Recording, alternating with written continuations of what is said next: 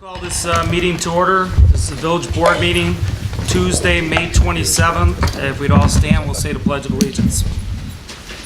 I pledge allegiance to the flag of the United States of America and to the republic for which it stands, one nation, under God, indivisible, with liberty and justice for all. Oops.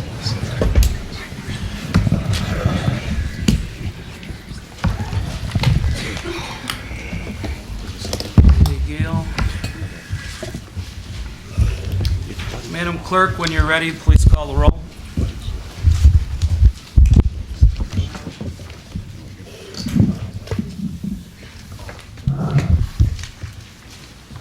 Trustee Costa? Present.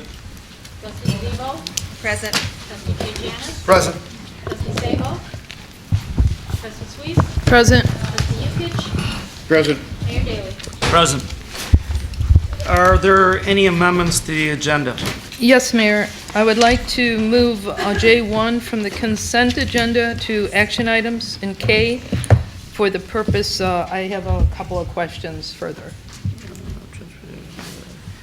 I don't have any problem with that. Does anybody have a problem with moving J1 to, what did you want to do? To action items, to anywhere in K. Okay, we'll move it to K. Anybody have an issue with that? No. I'll add it as K7. All right. Also, and- Mayor, can we table the approval of the March 11 minutes until the next meeting, please? Yeah, is there a motion to table the March 11, 2014 minutes? So moved. First by trustee Costa. Second. Second by trustee Yukich. All in favor, say aye. I have Aye. a question. Go ahead, Is there a trustee. specific reason in There was a lot something I of, missed? there was a lot of information on lighting, and trustee Sabo would just like to go over and make sure it's accurate, make sure everything's in there right, that's all. And since she's not here, I thought we'd just table them. She's running late, basically, so. Thank you. Okay, is there any other questions, Ted? No, that would be it. Okay. All in favor, say aye. Aye. All opposed, say nay. Okay, we'll move the March 11, 2014 minutes to the next village board meeting. Okay, let's see here.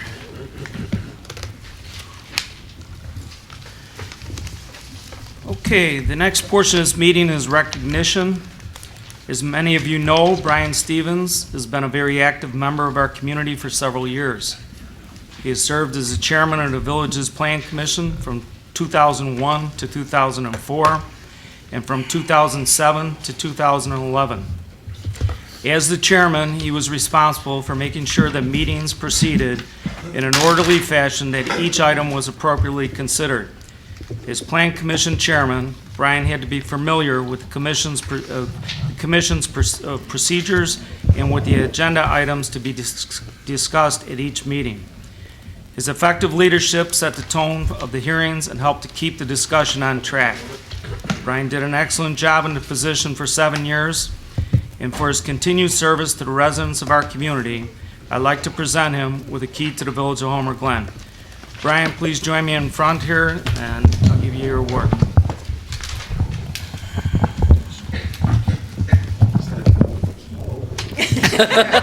No car, that's for sure. It is the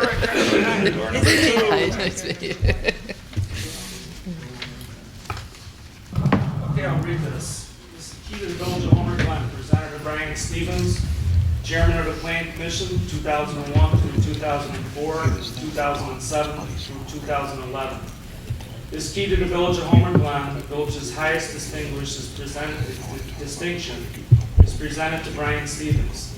The key is given to Brian Stevens in recognition of his outstanding dedication and service to the residents of the village of Homer Glen, Illinois.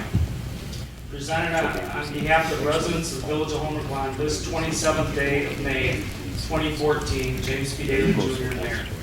Congratulations, Brian.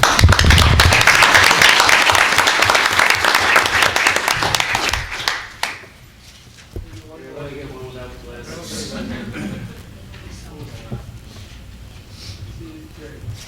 You take the ones, Kathleen. Congratulations. Thanks, everybody. Thank you for all your service. I'm gonna go find out where it opens. Well, good luck with that. All the way down Founders, keep using it.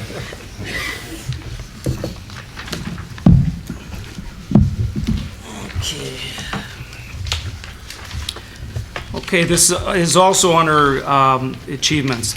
I'd like to ask Finance Director Sawyers to join me. Today, we are recognizing John and all of our staff members who make it possible for the village to receive this important financial reporting award. For 12 straight years, the Village of Homer Glen has received the prestigious Government Finance Officers Association Certificate of Achievement for Excellence in Financial Reporting.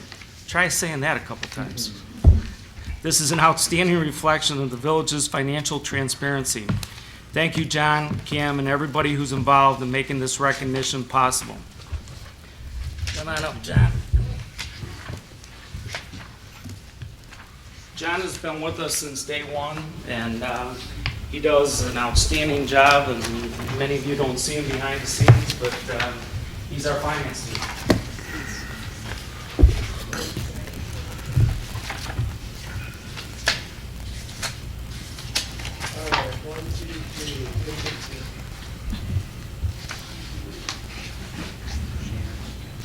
Okay, awesome. Thank you very much.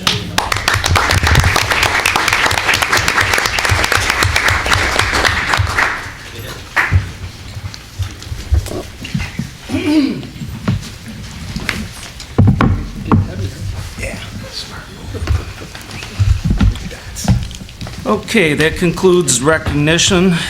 This would be, let's see here. Is there a motion to approve the accounts payable for the period of 2014? So moved. First by Trustee DeVivo, Second. second by Trustee Costa. Is there any discussion? Madam Clerk, please call the roll. Trustee Costa. Aye. Trustee DeVivo. Aye. Trustee Janice. Aye. Trustee Suisse. Aye. Trustee Yukic. Aye. Motion carries. The next portion of this meeting is reports and communications from the mayor and other officers. I'll start it out. Several months ago, Village Manager Davis and I met with the representatives from the Southwest Community Concert Band about a challenge they were facing. That's appropriate, talking about a band, you know? The band was looking for a new home. Previously, the band had called the Village of Lamont their home. I suggested that the band consider contacting the minister at Eagle Rock Community Church in Homer Glen. Eagle Rock was happy to help, and now the band is practicing in one of our community churches. The Southwest Community Concert Band performs several concerts, summer park concerts, and hosts winter band day and summer band camp for student musicians throughout the season. Summer band camp will be held at the end of June. Interested students with at least 1 year of instructional playing experience are encouraged to attend. Additional information about our new community band and their 8th annual summer band camp can be found at www.swcommunityband.com. I welcome the band to their new home in the Village of Homer Glen. Under the Will County Water Agency, the next water agency meeting will be Monday, June 9th at 11 a.m. in this village boardroom. The agenda will be posted when it's received. Under existing new businesses investing heavily into Homer Glen to the tune of almost $11 million. That's the next subject. Both existing and new Homer Glen businesses are planning or have recently completed big building or remodeling projects. It's an exciting sign when existing and new businesses are invested so heavily in our community. A few recent examples are as follows. Dunkin' Donuts remodel, $18,600. McDonald's remodel, $700,000. Wendy's remodel, $525,000. Sleepy's new store, $32,180. U.S. Bank new store, $50,000. Dottie's new store, $55,000. Home Depot remodel, $42,000. Jewel Osco remodel, $175,000. Jimmy John's remodel, $40,000.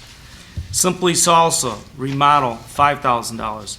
US Vision, new store, $32,600.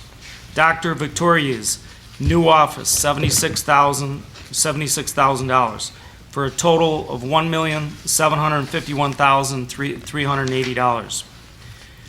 When you add in the new $9 million store investment by Myers, the new commercial investment jumps to almost $11 million in Homer Glen. We appreciate the business community's ongoing investment in Homer Glen. Under Mokina Fire Protection, at this time, I'd like to congratulate Chief Stevens and his team on Mokina's Fire District ISO class upgrade. As many of you know, the Mokina Fire District serves the fire protection needs of the southern portion of Homer Glen's corporate boundaries. I'm very happy to have Chief Stevens here today to provide a report to the village board. Chief, if you'd like, step up to the microphone and introduce yourself and go right ahead. Thank you, Mayor. Evening, trustees. Tonight I have, my name is Howard Stevens, Chief of Mokina Fire, and tonight I have Joe Sorelli, Assistant Chief, and Bill Haas, President of our trustees, here this evening. I'd like to share with you a couple of items that we're pretty proud and excited about at Mokina Fire, which does affect some of the residents in Homer Glen. On our opening slide here, you can see the CFAI signal on the left-hand side symbol, and that's the international accreditation symbol, as well as on the right-hand side, the ISO symbol. And I'll explain what both of those mean here to the fire district here in a minute. Excuse me, Chief, if I may. If anybody feels uncomfortable, there's been a weather alert put out for extremely bad weather. If you don't want to stay, don't. Go ahead, Chief. That's fine. No problem. A little bit about Mokina Fire. We are an internationally accredited agency. We are one of 192 fire departments in the world that are accredited. That's a big undertaking for Mokina Fire. Little Mokina Fire, one of 192 agencies in the world that are accredited. We're very proud of that. Only 13 in the entire state of Illinois that are accredited as well.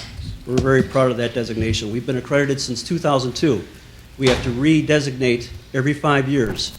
And we've been doing it since 2002, and we're very proud of that. And as you explained, Mokina Fire does protect portions of Homer Glen, Mokina, Orland Park, and Frankfurt as well.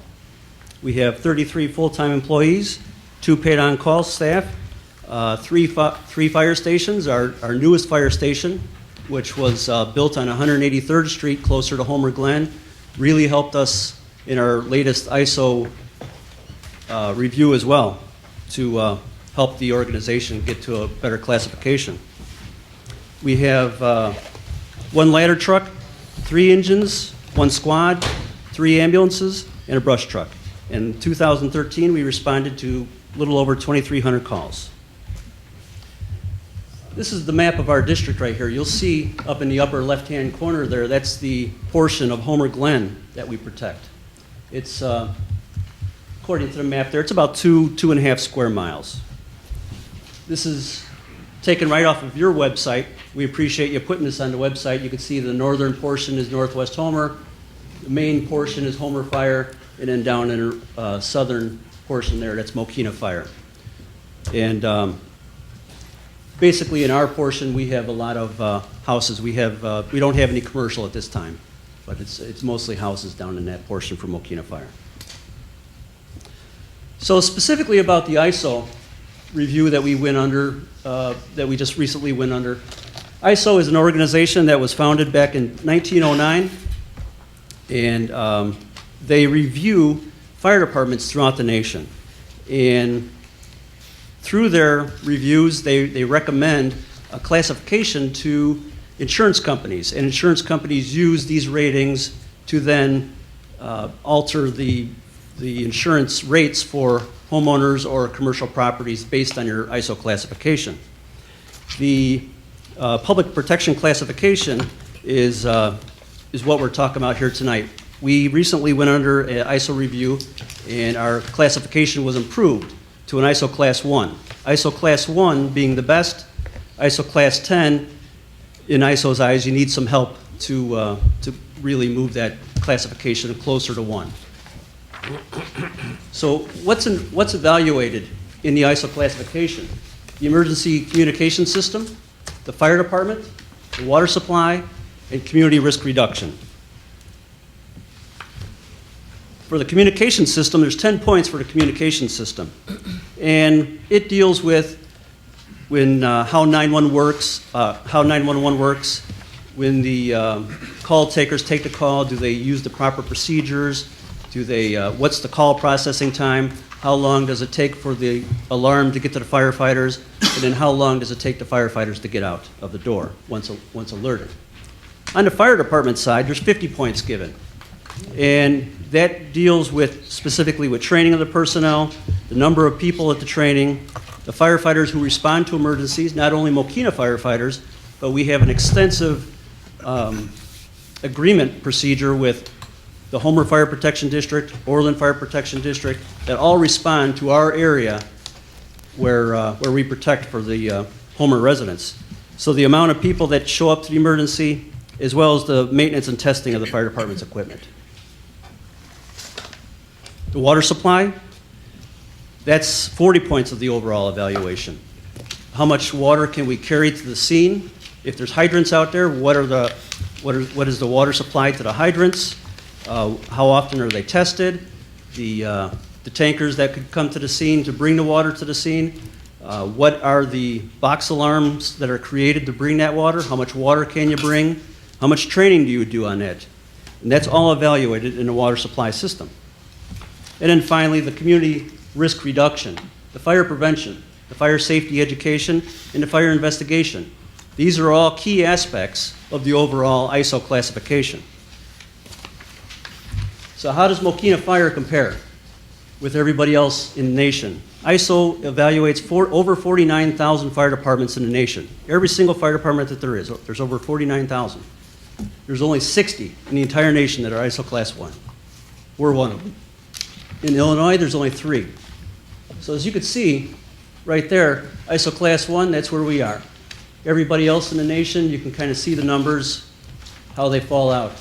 But being an ISO Class 1 and also being internationally accredited, once again, we're very pleased, we're very proud of those 2 classifications, of those 2 designations, and it really helps us to help our communities. So how does this really affect the customers? General guidelines on the ISO classifications, once again, relates back to the insurance rates. The lower your ISO classification, 1 being the best, generally means that your insurance rates for your commercial establishments as well as your homeowners insurance rates are going to be lower. I've called insurance companies to try to figure out if there's some sort of a formula that I could stand up here and tell you that, 10%, 5%, 3%, whatever. They're pretty tight-lipped on that. It's pretty tough to figure that out. It goes into some underwriters, and then they put it into some formula, and it finally spits out the final insurance rate. But generally speaking, the lower your ISO classification, the better your insurance rates are going to be. The cheaper your insurance rates are going to be for both commercial, especially for commercial, and for homeowners. The ISO organization is not the organization that lowers the rates. They just come in and do the evaluation. They do the evaluation every 7 to 10 years. And based on their evaluation, it's given to the insurance companies, and then the insurance companies base their rates off of that classification. So that's it for our presentation. We just wanted to stop in and spread the good news with you that we're very proud of the two designations, one being accredited agency as well as being ISO Class 1. And the ISO Class 1 was the latest review that we went under, and just wanted to stop in and share that with you. And we will be sending out a mailer to all of our residents in Mokina Fire Protection District, so anybody that does live within Homer Glen, within our district, they will be getting a mailer so that they can contact their insurance company and hopefully lower their insurance rates. Thank you, Chief. Nice presentation. Thank you.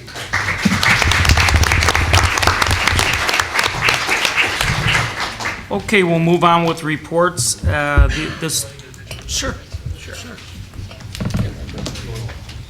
have information about your stuff on the website, so we'll throw a picture up there with No, Joe, don't do that.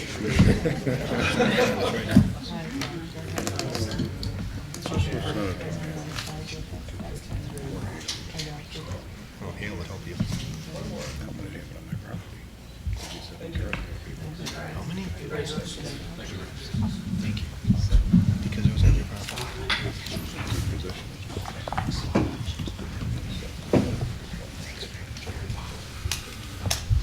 Yeah, that's not the kind of things that you Okay, the next portion of this meeting is reports and communications. We'll continue on with, let's start with Trustee Costa. Thank you, Mr. Mayor. This evening, I believe Trustee Yukich is also going to talk about our fest, but I'm just going to talk about one thing that we're trying new this year. Our fest, Homer Fest, is June 26th through the 29th. This year, what we're doing on the 26th is we're having a Special Needs Family Day. On Thursday from 2:30 to 4:30, if you live in a community and you have a child or a family member with special needs, you can pre-register, come out there, and the carnival and the rides and the games will all be open to you at no cost. You can get an application online, fill it out and get it into the Township Administration Office, or you can call the Administration Office 708-301-0522. Parking will open about 2 o'clock, and again, you must be pre-registered. This is something new that we're trying this year. All the information that we can gather, we're trying to start just for the people in our community, see how it goes this year, and hopefully next year we could expand it just a little bit more. So if you have a child with special needs or family member, please call the administration office, get an application in by June 19th, and hope to see you out there. Thank you, Mayor. Thank you, Trustee Costa. Trustee Yukich? Thank you, Mr. Mayor. Two things. I'm going to be talking about the festival and the safety committee. Festival right now, everything's going great. For the families that want to buy the mega passes, if you pick them up before the carnival starts, it's $45 for the 4 days. At the event, it's going to be $55. So it's definitely a savings to pick up a mega pass. That can be done at the Homer Highway Department or at tea time. Second, all the bands are all locked up. We got contracts for every one of them. The fireworks is going to be Thursday night. Depending on weather, if there's a problem, we'll switch it to Friday night, but right now it's for Thursday. Then we've got Maggie Speaks for our band. Friday, we're going to have 80s Enough and High Infidelity. Saturday, we're going to have Reverend Bob, Crazy Uncles, Sinister Finch, and Infinity.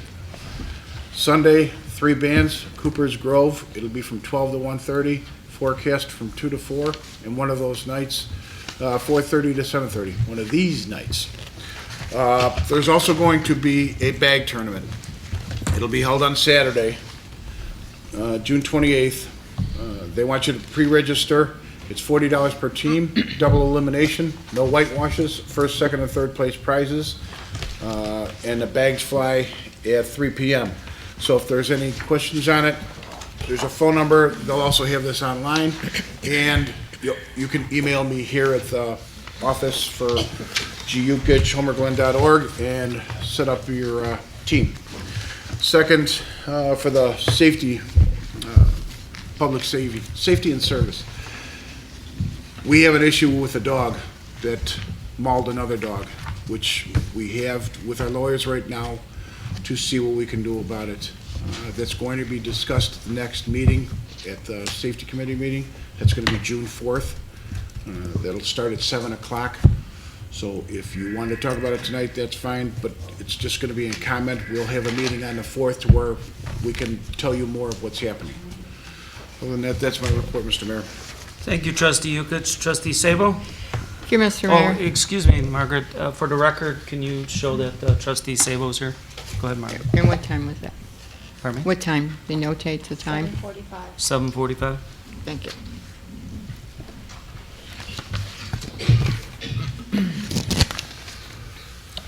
I would like to report for the Environment Committee. And the first item is stargazing, which will take place at the Homer Township Trentina Farm. It's been a very popular event to attend. Last time in the fall, we had about 300 people. It is on June 20th from 9 to 11, which is a Friday. And information will be placed on the Homer Glen website. Now I wish to report on Earth Day Arbor Day, and this rainy day reminds me of what could have happened on May 17th, because it was rainy days before that. So after a rainy week, Earth Day Arbor Day on May 17th welcomed sunny weather without rain. The participants totaled 90, which included exhibitors, and the turnout was good in spite of cooler weather. The sponsors were Conal's Corn Maze, Willowbrook Ford, the Davy Tree Expert Company, Home Depot, Kids Workshop, Nicor Gas, New Way Disposal, Savers, Capital Electric, and Once Upon a Child. The donors were Brett Marr Landscape Management Group and Tierling Nursery. Service providers were Instant Shade, Home Depot, Homer Glen Emergency Management Agency, Homer Glen Junior Women's Club, Homer Township Chamber of Commerce, Homer Township Fire Protection District, Cono Farm again, Lockport Township High School, Northwest Homer Fire Protection District, New Way Disposal, Will County Police Auxiliary. And we wish to thank all of our many volunteers, and that includes Homer Glen Junior Women's Club again for their service, Homer Township Chamber of Commerce, Homer Glen staff, Mr. Glen Talking Tree, who is Aaron Opon, and Dr. Branch, who took care of the tree, Kyle Stevens. A very special thank you and appreciation to Walter Konau family, and his employees for the event preparation and the extra work that was involved because of difficult circumstances due to weather and ground conditions. Special thanks to the Environment Committee for organizing one of the best Earth Day Arbor Day celebrations. The committee members are Cynthia Rattay, Randy Juris, Sharon Swees, Carrie White, Bob Moses, Kathy Kudla, Kathy Rear, and to Trustee Sable's co-chairman, Sue Stylen. Sue was able to anticipate solving any rain-related problems and was able to make adjustments for indoor locations for exhibitors who plan to be located outside in the complete layout of this property. The Environment Committee worked very diligently to provide the public with a very comprehensive, fun, and educational event.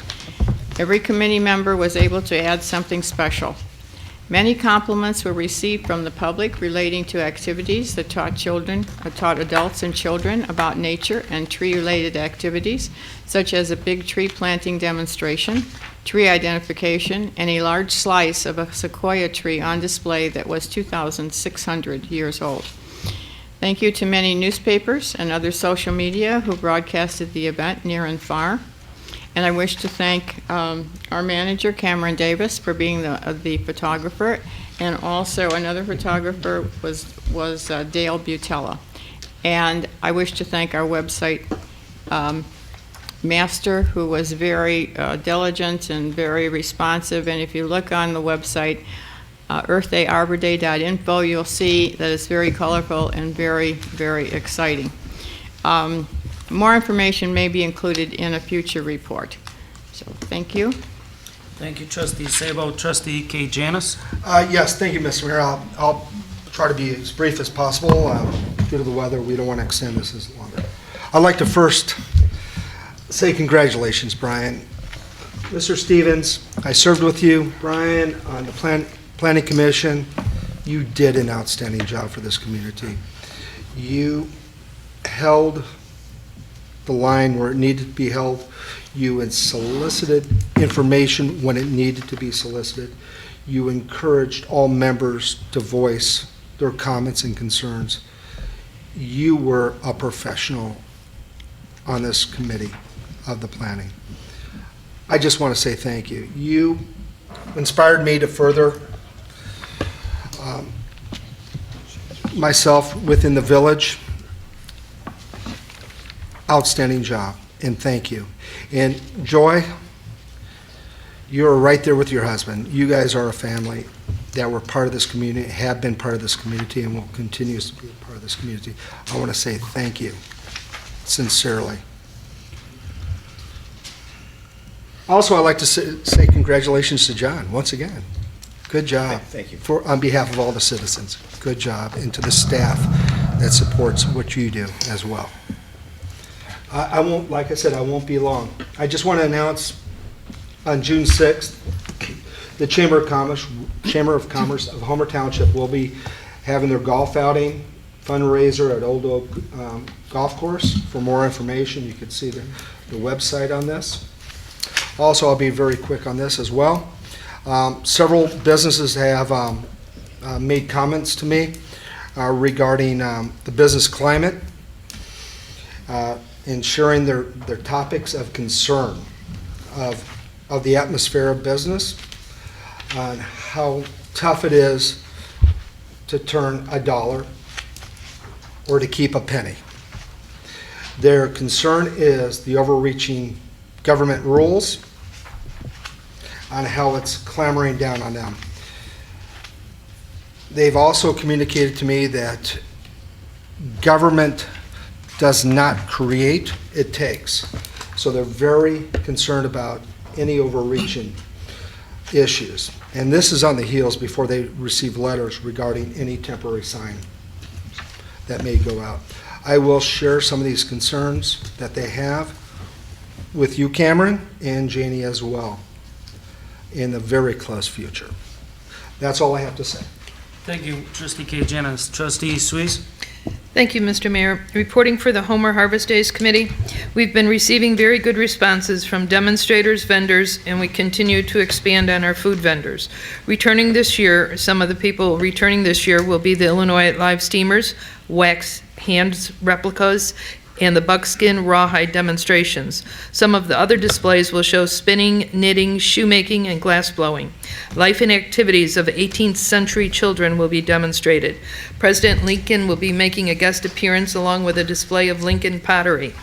We are working on our entertainment schedule and should have that finalized very soon. Our next meeting is tomorrow, May 28th at 7 p.m. in the Homer Township office. That concludes my report. Thank you, Trustee Suisse. Trustee DeVivo? Thank you, Mayor. There was no park meeting because it would have been yesterday, and that was Memorial Day. So the next one will be in June. We'll be back to the regular schedule. And I'd like to also make a comment. Brian and I were on the Plan Commission for a long time, but I also want to say something about Brian was very instrumental in the incorporation. And I know you go back a long time now, but it still is an important issue, and it still will always be in our minds, you know, how we got this accomplished. So thank you again, Brian, and thank you, John, too. It was wonderful. Thank you. Okay. That's it. Thank you, Trustee DeVivo. Does the treasurer have a report? Yes, Mayor, I have the Treasurer's Report of Cash and Investments at April 30, 2014. It's the last month of our fiscal year. This also will eventually be submitted for this certification. These balances also reflect the board-approved equity transfers, which were $1.5 million from the general fund to the Park and Rec Fund, and also $500,000 from the general fund to the new EAB tree replacement fund. So the balances as of April 31st are the general fund with $4,273,786.04. The motor fuel tax fund had a cash and investment balance of $2,112,434.58. The park fund had a balance of $2,389,353.71. The debt service fund had a balance of $411,070.69. And the final fund, the capital project fund, had a balance of $22,354,750.55. And that concludes my report. Thank you, John. Does the clerk have a report? No report, Mr. Mayor. Does the village attorney have a report? No report, Mr. Mayor. Are there any task force chairpersons that would like to give a report? Okay. How about any public safety officials?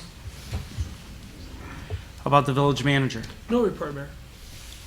Okay, then the next portion of this meeting would be public comment. Try to keep it to 3 minutes. Thank you. I believe Howard Stiles, is that correct? 708-479-3371. Okay, he must have left. Richard Schroeder,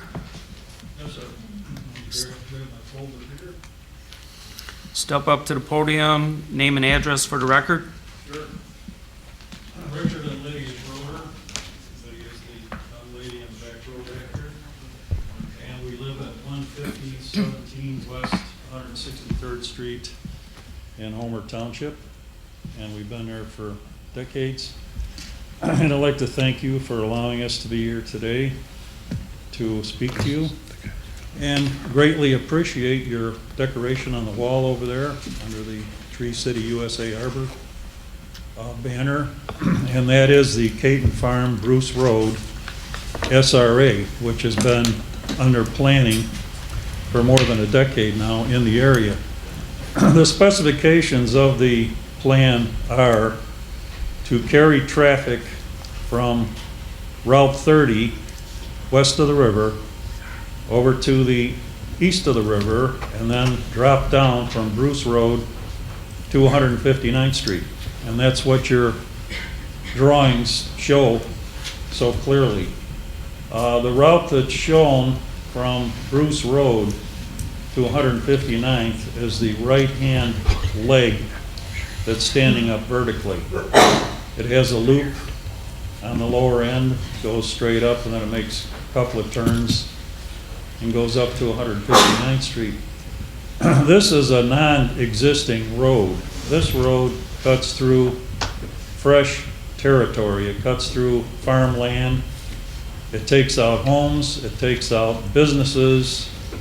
And being a member of the Will County Farm Bureau, I agree with their position that there's a better way to do it than this. This particular route is referred to as the middle route.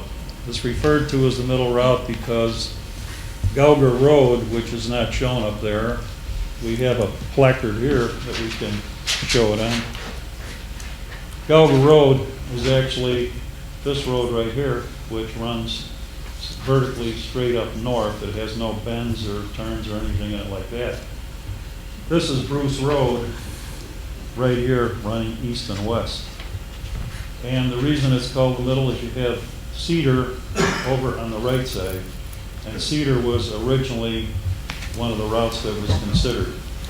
There was some study work that had to be done on that. The city of Lockport would have had to pay some monies to do that study, and they determined that they would not do it. City of Lockport has wavered back and forth and in their position on which route they supported. Now they're, I believe, wavering towards the middle route.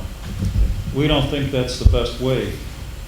For one reason, it cuts through all this virgin territory that we're talking about and takes out some things in there.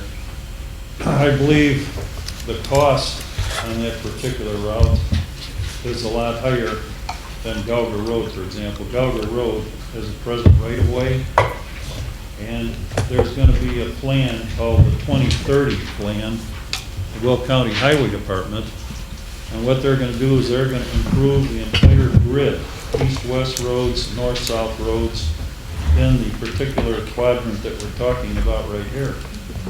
So some monies would be available from that, and then with additional monies, this would probably be the least cost route. The next route, which has been recommended to the Highway Department to consider, would be the elephant in the room. And the elephant in the room is I-355. On this map, it's shown as a proposed I-355 extension. Everybody knows it's not proposed anymore. It's been out there for a long a number of years. And it has 3 lanes in each direction. So there's a lot of capacity on that road. What could be done, there could be an interchange constructed at this point. And you would not need the middle route whatsoever for any reason after that was done.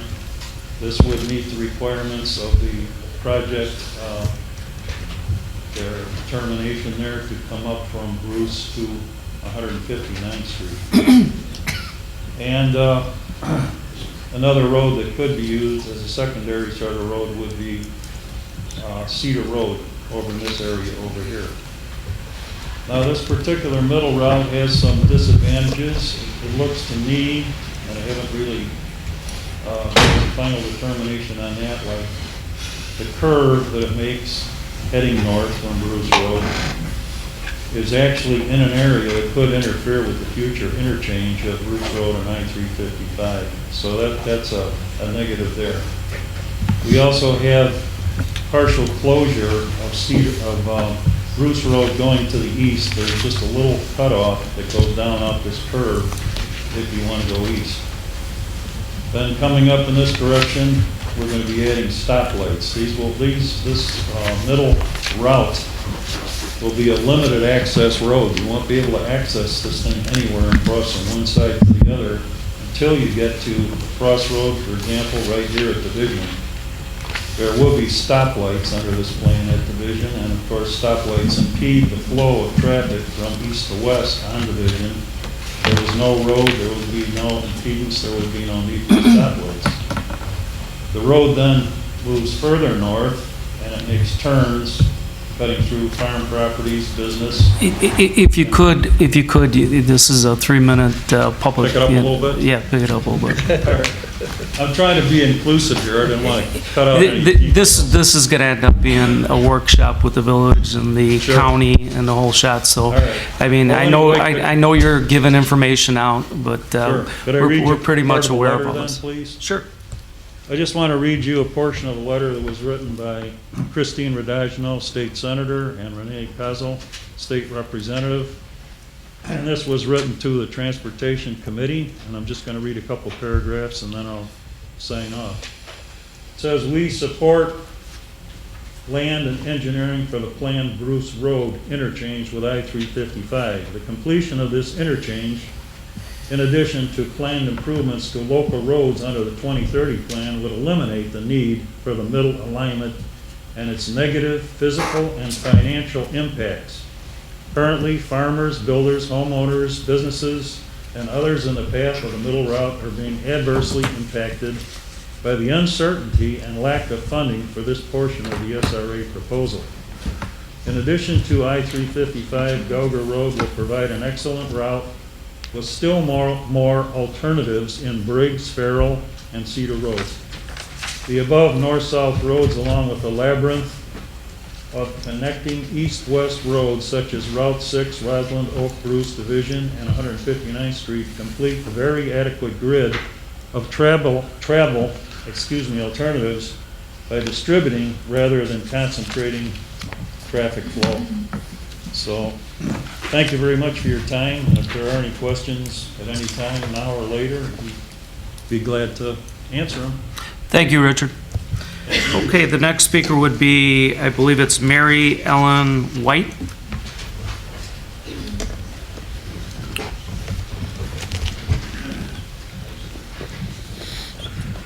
Again, thank you for the opportunity to speak. You know, I too oppose this middle alignment, and I'm just going to speak briefly. Later, anyone that will look at this will see that it just doesn't make sense, and it will cut through some major property, businesses, off the tax rolls, when we have existing roads that would be well put to use. So that's just my statement, and then later on, maybe when the new business comes up on this, we'll all understand a little better. But thank you. Okay, next speaker would be Simon Staub? Thanks, Mayor. Mr. Shore spoke for me. Okay, thank you. Let's see here. Hard to read this signature. It's 815-838-0152. My husband spoke for me. Okay, thank you.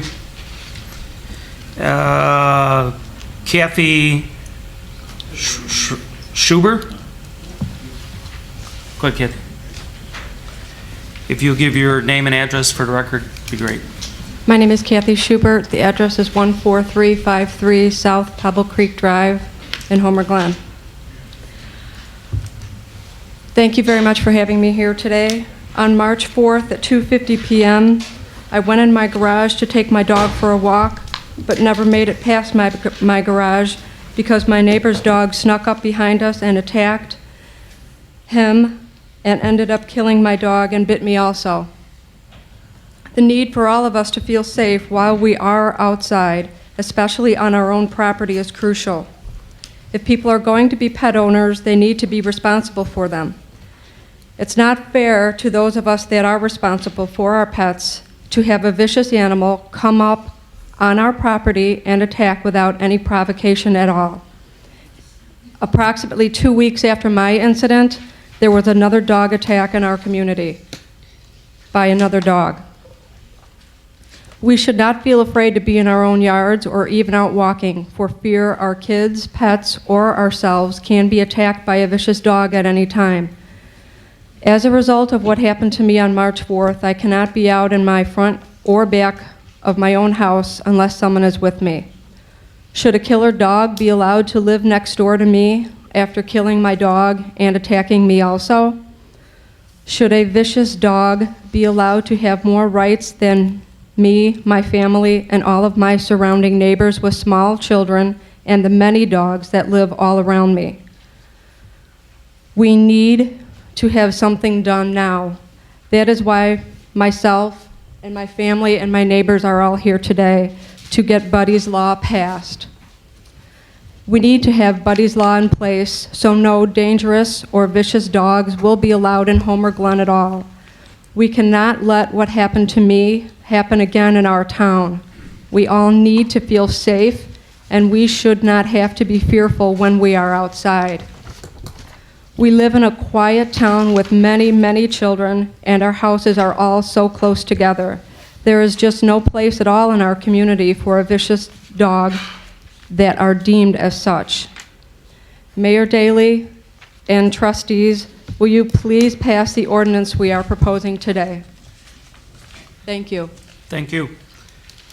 Okay, there's a Colleen, I believe it's Wall written here.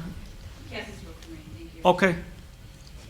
The next name, I can't make out the signature. It's 815-258-2260.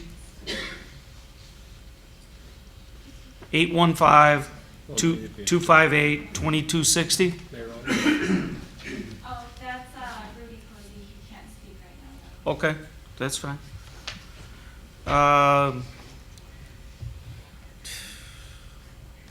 Can't make out the first name. Miller's the last name. Right here. And then I'm not going to speak. Okay.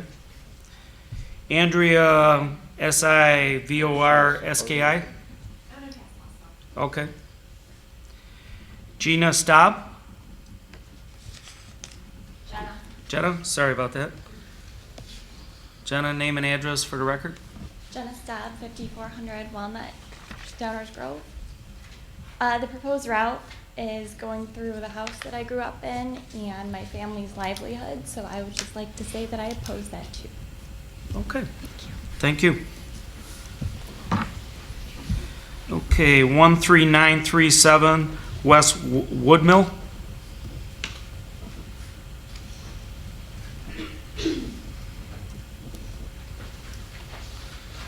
Name and address for the record. Rosalind Zambuto, 13937 West Woodmill Court.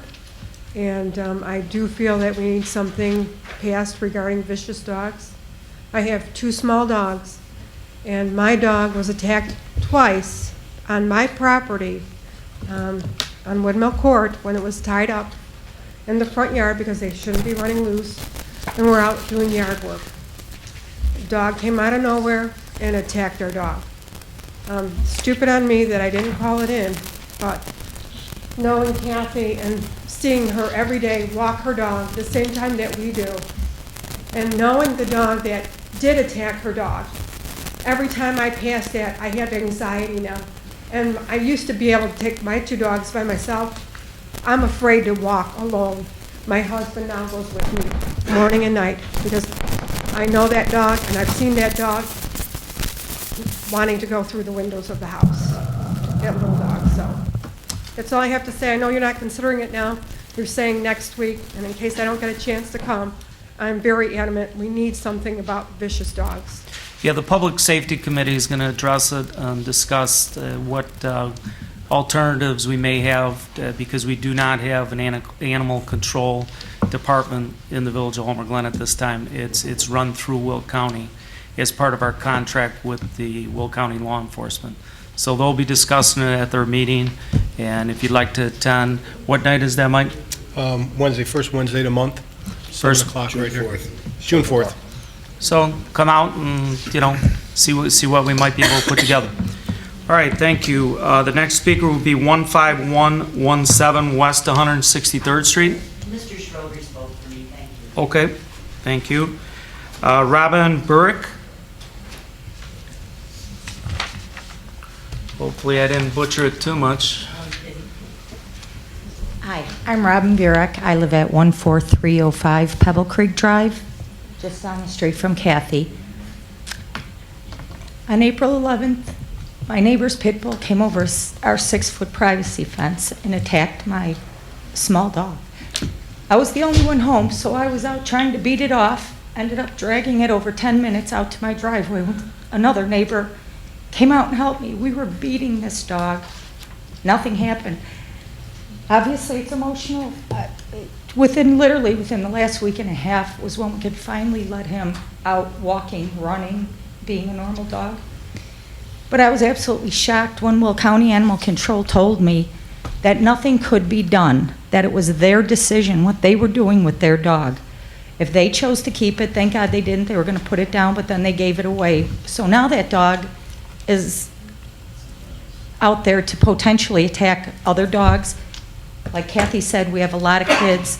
If we don't know who these vicious dogs are, or we can continue to let them literally leap a 6-foot fence to get into my yard, that doesn't say real good things about us. Like them, I am petrified to take my puppy out of the yard and take it walking. I won't let my kids do it. There's nothing I can do right now today if they decide to take that dog back. And I've lived here for 23 years in that same house. So while I know you're not doing it today, I hope we can really look at this as adults, responsible pet owners, responsible neighbors, and really get something that the village can do outside of Will County Animal Control. They feel their hands are tied as well. But we need to be able to feel safe, because I won't walk my dog. I know the dog, and I feel for her, and I've seen it before. I've been a dog owner my entire life, and never once have I had a vicious dog that attacked anyone. And that's all I want to say. I appreciate you giving us this opportunity to address this important issue. Thank you. Next speaker would be Bonnie, Chudy.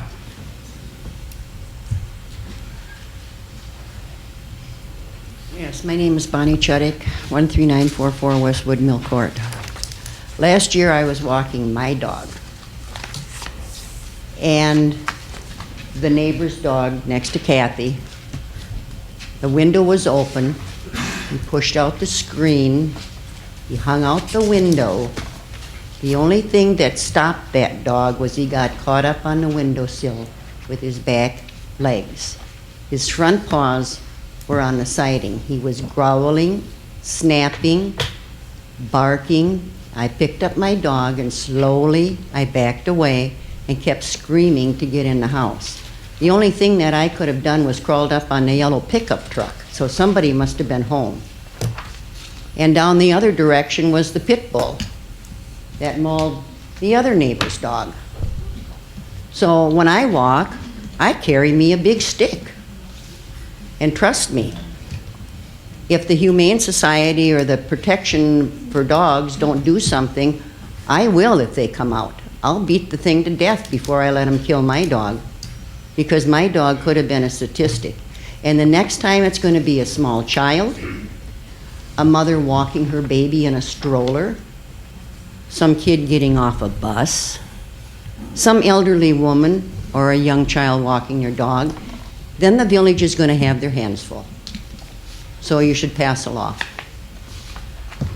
If you can't do it, Will County should, because there's going to be problems.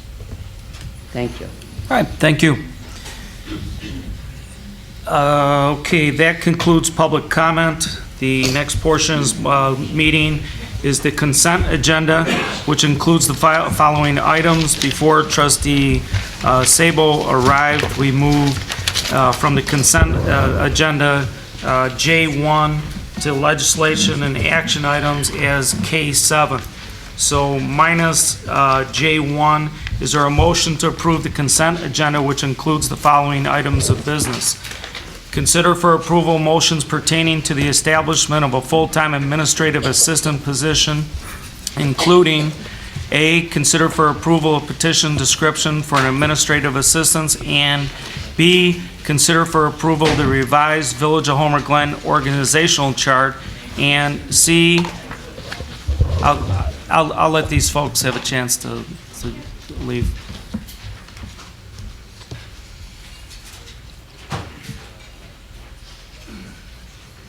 Okay, and C, consider for approval a motion authorizing the hiring of an administrative assistant, and 3, consider for approval the Village of Homer Glen's participation in the Will County Urban County Program.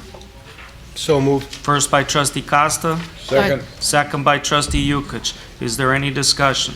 Madam Clerk, please call the roll. Trustee DeVivo. Aye. Trustee Kajanis. Aye. Trustee Sabo. Aye. Trustee Suisse. Aye. Trustee Yukich. Aye. Trustee Costa. Aye. Motion carries. The next items on the agenda are legislation and action items. Is there a motion to, this would be K1, is there a motion to approve the appointments? Hey, folks,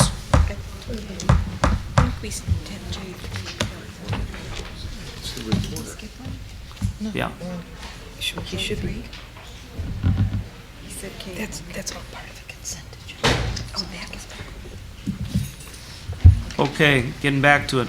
This is K1. Is there a motion to approve the appointments of the Community and Economic Development Committee, Homer Harvest Days Committee, Parade, and Festival Committees, Park and Recreation Committee, Public Services and Safety Committee, and the Emergency Management Agency? So, First by Trustee Kajanis, second by Trustee Costa. Is there any discussion? Madam Clerk, please call the roll.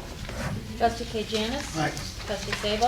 Aye. Trustee Suisse. Aye. Trustee Yukich. Aye. Trustee Costa. Aye. Trustee DeVivo. Aye. Motion carries. This would be, let's see here, what the heck is this? K2? No, this is, K2. yeah, K2, excuse me. Is there a motion to direct the village manager to sign an engagement letter with Mulcahy? Parsh. Parsh? Parsh, Salvador and Company for audit services for the fiscal years ending April 30th, 2014 and 2015. I so moved. First by Trustee Sabo, second. second by Trustee Costa. Is there any discussion? I have a question, Mayor. Go ahead, Trustee Suisse. I was reading the information here. I know that we feel satisfied with the company, but is it the norm to have a company for such a long period of time, like 13 years, when others rotate around after a 10 or 8-year period? It's not uncommon. If you look at the Sickage proposal, you'll see that their references include their duration, and some of them are quite lengthy. So it's just it's a mindset. Either you have a rotating philosophy or not.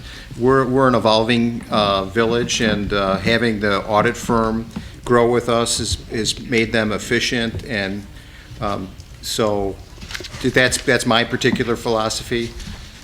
Okay, do they have all the certifications? Because I was saying, All the compared firms. to the other proposals, they were very Leaner on the proposal. Yeah, they all go through a peer review. Very. As part of the requirement for filing for our certification and reporting excellence, they have to go through a peer review, which is an audit by other CPA firms, and they've all done that in timely fashion.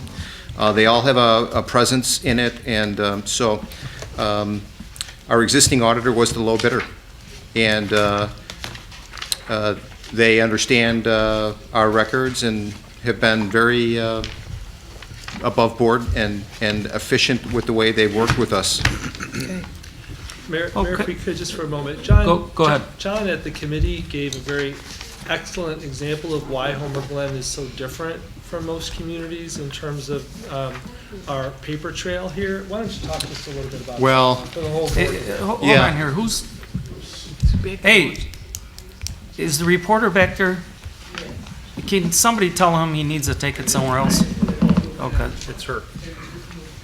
They can go in that little hallway. Okay, Cam, whenever you're ready, start it back up. The two biggest differences that we have here at the village is that because we're small, we do subcontract a lot of services, but we don't, we exclude cash from well in excess of 90% of the transactions that are incurred up at the front counter, which is where, cash is where thefts occur, and we've minimized that by not taking it.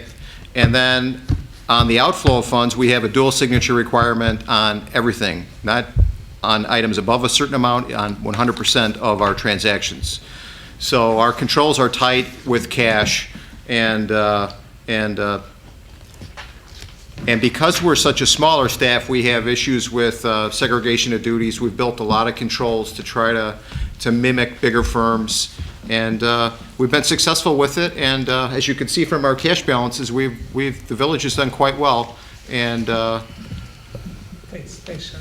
Yeah, I'm very satisfied with the firm. The firm's done an excellent job. Our bond rating has gone up. I mean, everything signifies that they're doing the job that we believe they're doing. We continually get the awards for excellence in financial reporting. So, you know, I've been around the block a long time, and when I've got somebody good that works for me, I don't get rid of them. So, anyway, if that answers your question, Trustee Suisse, we'll move on. Yes, thank you. Okay, we had a first and a second. Roll call, please. Trustee Sabo? Aye. Trustee Suisse? Aye. Trustee Yukich? Aye. Trustee Costa? Aye. Trustee DeVivo? Aye. Trustee Janis? Aye. Motion carries. This would be K3. Is there a motion to grant an extension of an existing variance permit for 13635 South Aaron Drive, Homer, Glen, Illinois, commonly referred to as the Seta residence? So moved. First by, who was that down there? Trustee DeVivo? Second. Second by, that was Trustee Yukich. Any discussion? Madam Clerk, please call the roll. Trustee Suisse? No. Trustee Yukich? Aye. Trustee Costa? Aye. Trustee DeVivo? Aye. Trustee Janis? Aye. Trustee Sabo? Trustee Sabo? Well, we didn't have discussion on this, and I did want a question. It's too late for me to ask now. So I'm going to, I didn't get my answer, so I'm just going to have to pass. Okay, so you're abstaining from the vote? Well, I'm abstaining because I didn't get to ask my question. Okay. All right, motion carries. This would be K4. Is there a motion to assign a Class J liquor license, special events license, to the Homer Township Road District for the Homer Community Festival occurring on June 26th through the 29th? So moved. First by Trustee Costa. Second. Second by Trustee K. Janis. Is there any discussion? I do have a quick question, if you don't Sure, mind. Mr. sure. Do we have any list on, or have generated a list or agreements on the concessions for nonprofit groups to run? I believe it's happened in the past to where the tip jar or what have you, the drop tank, for them to have fundraisers. Have we kind of organized that as of yet? Yes, actually, we did. Oh, I'm sorry, Mr. Mayor, if I could. Go ahead, Trustee Yeah, Costa. what we've done this year, actually, we actually asked organizations within the community to get us, fill out an application. There was some criteria that they needed to meet, basically, for the amount of participants they can have, to make sure that they had enough people, and also for being a not-for-profit organization. This year, it ended up that we had enough applicants just to cover all of the times that we had available, so it worked out good for us. That's good, excellent. Yeah, and we have some more rules and. Secured. Yeah, there's some rules that we actually put down in the past 3 years that we've come up with, and I think it's going to work out really, really well for us. Thank you. I want to get that out, that liquor license is for non-for-profit. I want to get that out. Do we have we secured, quick question, have we secured the food vendors on the festival yet? Yes. And have we have agreements with them? In the process Or are they pending? actually, I believe our clerk could probably give us more information on that, because she's working with that directly. And we do require each of the food vendors to fill out an application. They fill out the application for the Will County Health Department, because they have to have, they pay a fee to have their food served outdoors, and the health department does come right before the festival, does the inspections. And they also have to provide insurance. Excellent, And we okay. have all of that documentation. And that's pending, or is that? That's often. That is, okay. We can get a list of that coming Yes, up you shortly. Thank you. No, that's it. I just wanted everyone to know that this liquor license actually helps out non-for-profit organizations in our community. Okay. Is there any other questions, statements? Madam Clerk, please call the roll. Trustee Yukic? Aye. Trustee Costa? Aye. Trustee DeVivo? Aye. Trustee Janis? Aye. Trustee Sabo? Aye. Trustee Sweet? Aye.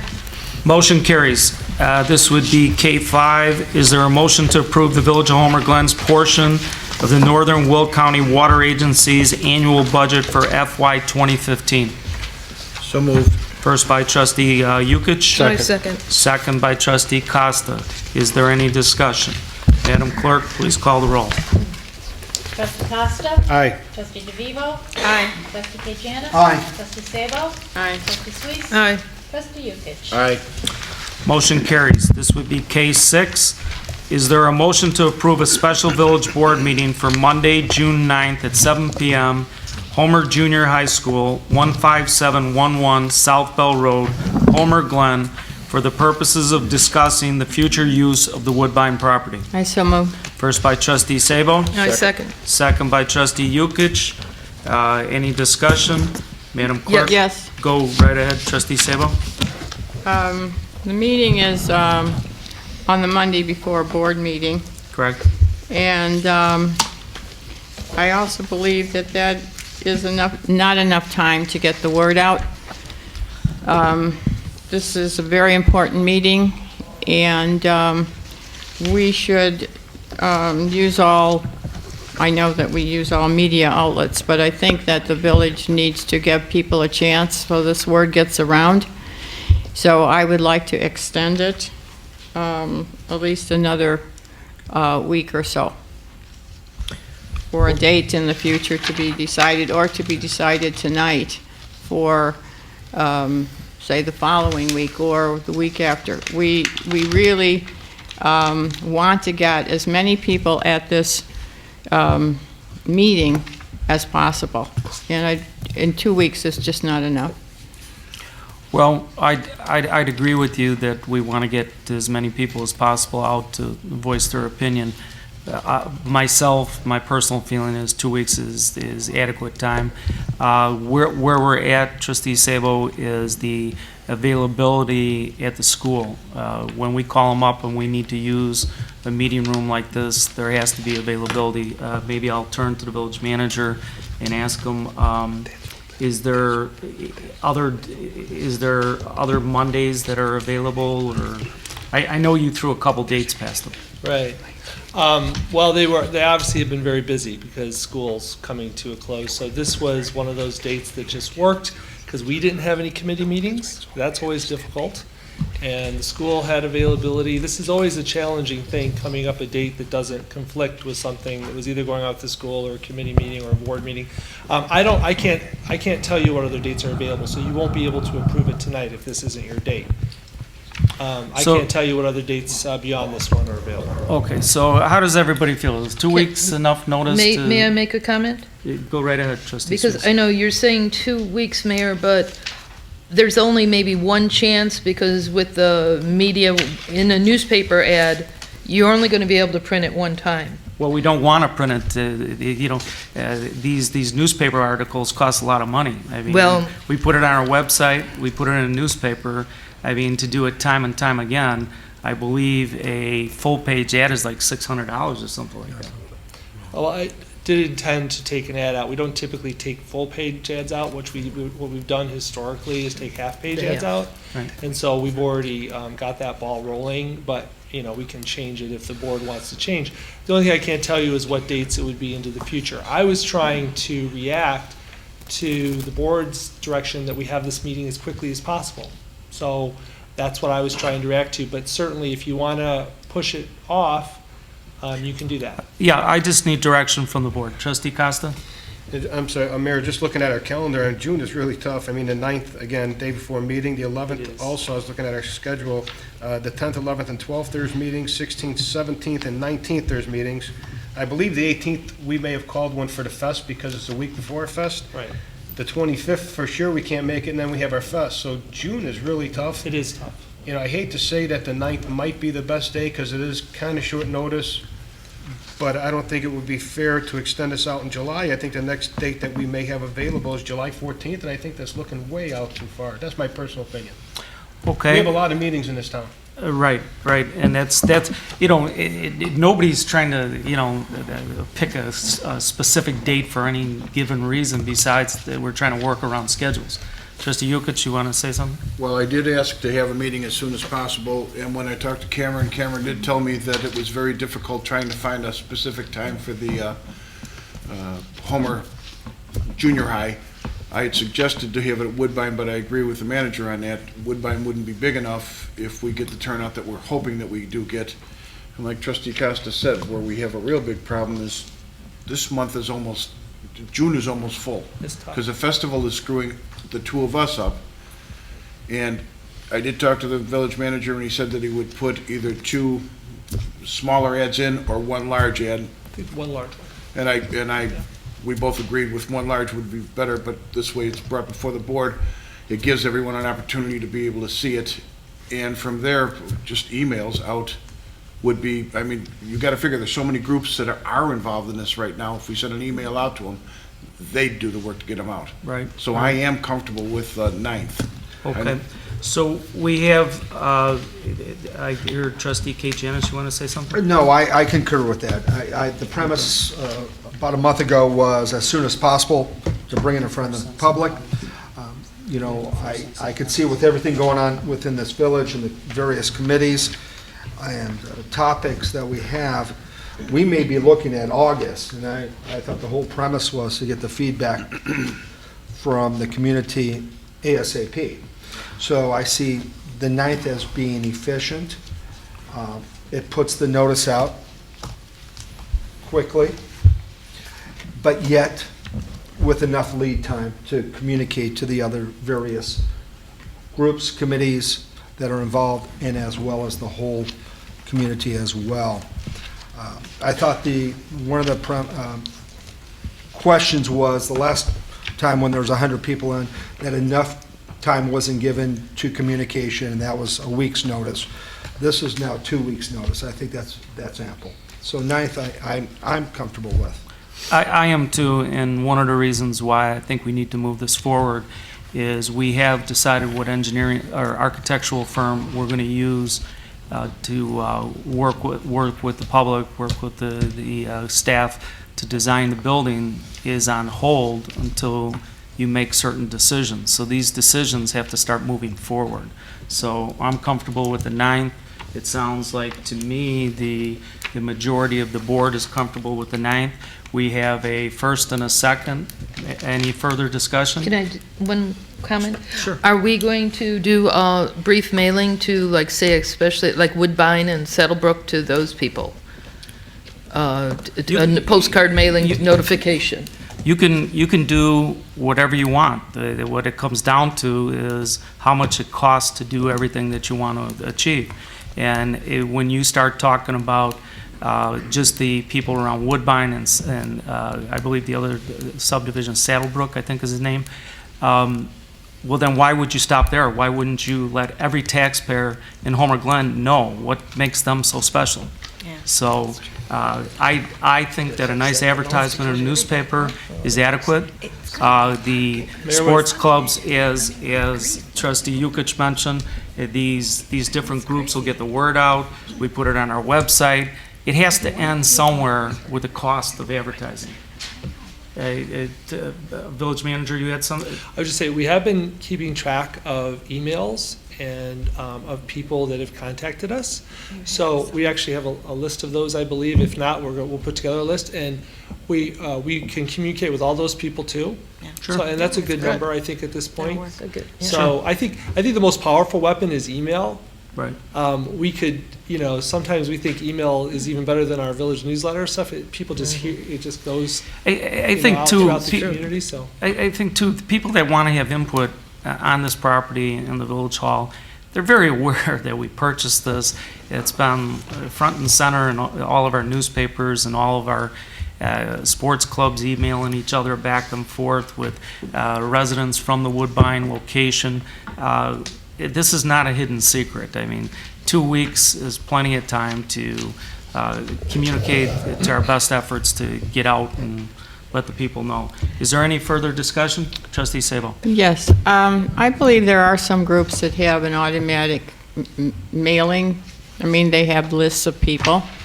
But there are people that do not. And those are the people that we need to reach also. If we have an email list of people, I don't know how big that list is when the manager had spoken. But there's also, do we have email lists of the people who live in these 3 subdivisions that are going to be most affected? So that's why, no, we do not. So we need to get word out to the people who are going to be most effective. And so what is the best way to do that? That probably is to do a mailing. It can't be that expensive to do that mailing. And advertising in newspapers, is that one ad, one time? Or are there possibilities to do, are we just doing one newspaper? Are we doing it twice in one newspaper? Or I would really like to know a little more detail about the plan and how we reach people. Typically, when we do advertisements for these meetings, we've always run half-page ads, and they try to get it into the 3rd page or the 5th page. It's worked really well. You've done it, like, since I've been here, maybe 4 or 5 times now, right? So we really have only one opportunity for a week, because this is 2 weeks away, so it'll hit one newspaper. In other words, it won't be in this week's, because that would have had to been in the middle of last week. So you'll have it in one newspaper. Hopefully, at the start of the paper, it'll be about half-page. And they get a lot of attention, has our logo on it. We'll work on the wording tomorrow if you approve this. And you can post it here in the village hall. As people walk in, they can see, a posting that we've got this special meeting. Trustee DeVivo? I just wanted to make a comment. I mean, I'm good with the 9th also. I think it makes sense to get this, meeting and talk to people. But let's not think that this is the only time we're going to reach out to people. This is going to be a long process. And I've said it before, and I'll say it again, the main thing we should be thinking about is the village hall, is to making that building into a village hall. That's number 1. And then developing it into a park at some point in the future is the second part of this process.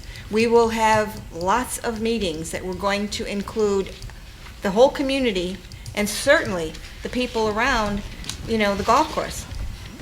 It's going to be a park. It could have been a subdivision. I agree 100% with you, and this is sort of getting beyond, how do you advertise a meeting? Mr. Mayor? We've advertised meetings for 12, 13 years. I mean, come on, I can sit here all night long. And Mr. Mayor, we're missing also one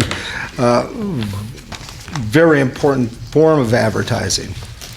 We have some pretty good reporters in the audience right now that's going to put together a little comment, I'm sure, in the newspaper about when this meeting is going to be regarding their article. So that's one article right there to get the word out. And then when we put an ad in, that's the second part of it. So, let's be common sense approach to this, as past history should dictate some other future. It's been successful in the past and how we approach things. I think we could. 159th Street corridor study is a very fine point on that, how we reached out, this board has reached out to the community. I think the same similar effects are prevalent and ready to move forward on this. But there has to be a starting ground, and I think 9th is just fine. Okay, everybody's going to have a difference of opinion on different stuff, so, Madam Clerk, I please have call one the roll. more comment. Go right ahead. Okay. We know we want to get the word out, but what is the exact purpose of this meeting? What are we looking for at this particular meeting? It's obvious, but it's not so obvious. It's obvious we want people to come to the meeting, but what do we want to know from them? And what we want to know from them, is this going to determine what the future is or the direction? Is this meeting supposed to do that? That's why I'm concerned that the meeting is so close at hand here. It's not that I mean, I realize that we have a very busy schedule, but just to say that, well, we're going to have more meetings after that, does this meeting determine something that will affect other meetings? The motion reads for the discussion, for the purpose of discussing the future use of Woodbine. It's for input from the public. I mean, this is getting like, we wanted to have a meeting with the public. We scheduled a meeting, we're trying to schedule a date with the public. It's gonna be advertised in the newspaper, it's gonna be all over websites, it's gonna have other newspapers that'll pick it up. The question is the date. We can go round and round and round all night long. Madam Clerk, please call the roll. No, I think Point of order, I'd like to there's, call a vote. I'm calling a vote. Madam Clerk, call the vote. Well, wait. First of all, you can't call the vote like this. Here, let's just, this is dumb argument. It's real simple. What Trustee DeVivo just said a few minutes ago is perfect. This isn't the only discussion we will have with everyone. Amen. All we're trying to do right now is set everyone's mind at ease that, you know, everyone's going out there with their own stories of what's going to happen in this park when we as a board don't even know what's going to happen in this park. So it gives everyone the opportunity that lives here in Homer Glen to understand what we plan on doing. What would you like us to do? That's So the discussion. Basically, you know, like Trustee DeVivo said a few minutes ago, we're not gonna jump in right to do the park. Village Hall is our biggest concern. We're spending $250,000 here renting. We can stop doing that. We can be in our own Village Hall. We'll have a community center there. Then we concentrate on the ground. This way, you know, we've been beating a dead horse for a long time. Let's let the horse go. Okay. you know what, I just want to say this, Go and ahead, I have been Trustee cut Sabo. off, and George has spoken, and Okay. Ted has spoken. I'm just saying, the outcome of this particular meeting, and this question hasn't been answered, is that going to determine the future use of this piece of property? No. No, All right. it's a discussion. All It's right. a discussion. Is it going to influence the way the property is going to be used? Every discussion has input. Please answer the question. I just did. Every discussion has input. Has input. Yep. So what we hear from this meeting isn't necessarily going to determine the rest of the way this property is built. Correct. Not at all. Well, that's very important, It's a because discussion. we may not have enough people at this meeting because we don't have time to reach them, and there's going to be people who are missing this that would also have opinions, and they don't know this meeting is going on. Okay, now, everybody's had their opinion about the date and what have you. Madam Clerk, please call the roll. Trustee DeVivo? Aye. Trustee Kajanis? Aye. Trustee Sabo? Aye. Trustee Suisse? Aye. Trustee Yukich? Aye. Trustee Costa? Aye. Motion carries. Boy, that's the odd way of getting a unanimous vote, but anyway. Well, there's always more than one way to look at something, and that's what we did. What do you think out there? Okay, that can, well, or no, hold on a second. We moved, There's a roundabout way. we moved K1 to K7, which, let me find my notes here.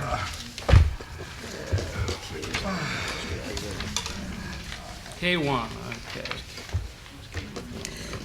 No, that wasn't it. It was J1. J1. Yeah. Okay, is there a motion to direct the mayor to send a letter to the Will County Division of Transportation providing feedback from the Village of Homer Glen regarding sidewalk limits along Bell Road from 151st Street to 159th Street in response to the county's engineer's probable cost estimate.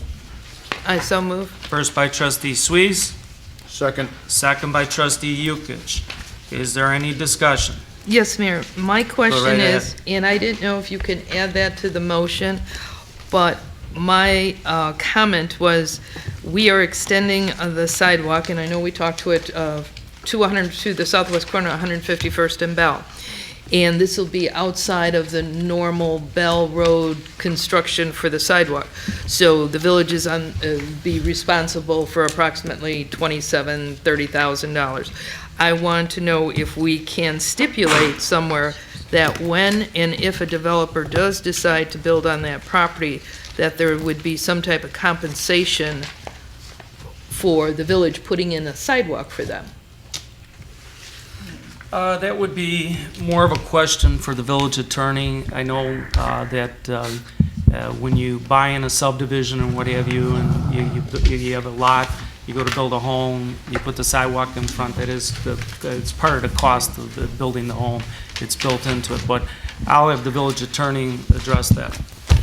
You could do that with a recapture agreement with the ultimate developer of the property. Otherwise, you'd have to put a special service area on the property. Would it have to be part of this motion, or just something that you would think of later on? Right, would be something that you would have to do later on. Later on. Yes. So we could pass this ordinance and then add an amendment to this ordinance? At some point down the road. Okay, great. All right, is there any further discussion? Do we have a first and a second on this? Okay. Madam Clerk, please call the roll. Trustee Kate Janice? Aye. Trustee Sabo? Aye. Trustee Suisse? Aye. Trustee Yukich? Aye. Trustee Costa? Aye. Trustee DeVivo? Aye. Okay, that concludes legislation and action items for tonight. The next portion of this meeting is a workshop. At the last board meeting, Trustee Sabo asked the village P1 zoning district to be placed on the board's agenda for discussion. Village staff put together information about the P1 zoning classification as unanimously approved by the village board in 2012. The village staff and the village attorney would be happy to entertain any questions from the village board about the P1 zoning. Go ahead, Kim. Yeah, well, Mayor, really, we put all of our staff time into the backup materials. Well, I should say Erin did. Erin did lion's share of the work. She did some charts for you, some comparisons, so you can see the difference between what an agricultural zoning would be. Right at the end of your agenda supplement sheet, she did a very nice chart, summarizes everything. Shows the difference of what P1 would be compared to agricultural, and then it shows the difference of what it would be compared to commercial. Kind of falls between those two zoning classifications, kind of in the middle. And one of the things we talked about at the last meeting when you approved the highway department's request is one of the goals of the P1 when the board originally approved it here a year or so ago was to make the process simpler for our governmental partners. One of the reasons that we started thinking about the P1 was when we had to rezone the library. The library, because we did not have a public zoning district classification, we had to rezone the library commercial, and that's kind of unique. And so we wanted to create a situation where it would be easier for our governmental partners to find their way through a development process. One of the things that they still have to do, of course, is they have to abide by our ordinances. So if there's ever anything as a part of their development proposal that does not meet our village ordinances, pick whichever one you will. At your meeting last week, they had to get a variance for parking, off-street parking, right? That was it. Because they didn't meet the requirements. So if there are other things as we review Commissioner DeVivo and the Highway Departments, if there are other things that come up during the review process where they're not meeting village ordinances, then they have to come back. But the goal is to share our ordinances with them and have them meet them, and then it speeds up the process. It makes it a lot cheaper for our governmental partners because going through the development review process can be expensive. And of course, it definitely shrinks the time because going through the development review process, PUD process, takes a lot more time. So those were kind of the goals when we put together the P1 district, in addition to just creating one because a lot of communities have them and we didn't. But we'd be happy to answer any questions. Aaron, I know quite a bit. Aaron knows even more, so we can answer any questions you have. Trustee Sabo was the one that asked to have this on the agenda. Trustee Sabo, do you have any questions for Aaron? Marcia had her hand up. Well, go ahead. Okay. I want to make a comment. I remember when this was being done and some of the problems that, we had moving along with the library and so forth. But one of the issues is certainly that, again, we go back in time. Some of us have been here an awfully long time. Some haven't, involved in the government of this. We were using Will County ordinances, and a lot of our ordinances still, we keep finding things that we need to fix. And I think that this was a good solution to finally put something in place that it wouldn't have to be agricultural, which it isn't. Now you're talking about government buildings, and you're talking about government property. We needed something, and this certainly serves the purpose, and I think that it doesn't skirt any issue. They still have to abide by ordinances, so I think it was a good fix. Okay. Trustee Sabo, you were the one that asked for this to be put on the agenda. I'm sure you have something to say. Yes, I did, because sometimes when an ordinance is passed, you take another look at it and you see something that you didn't see before, or you see that maybe something should be added or changed. I just felt that that this ordinance is a new one, and one of the things that I would like the manager to review are the permitted uses for this ordinance. We have been furnished with a table 2A, excuse me, it's attachment B, table 2A, and it's table of permitted and special uses. So I think we need a little more detail here. Okay, permitted uses are government buildings and schools. Yes, we know that. I'm not sure what your question is, but public, institutional, governmental buildings and schools, that's the permitted use on the property. That's it. Okay, so if someone wanted to, let's say, there are some governmental entities now that are building buildings, sometimes that have commercial tenants in them and things of that nature. That's not what we're talking about. It has to be a public building, a library, a school.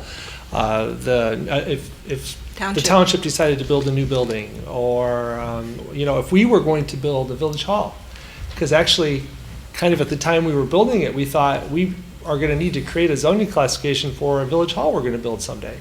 So that's what we're talking about here. Okay, it's very limited. When I look at the chart, it says that's exactly what it says: government buildings and public schools, and that's the only thing that is permitted. Right. So we're talking about government buildings and public schools. So it's just the building.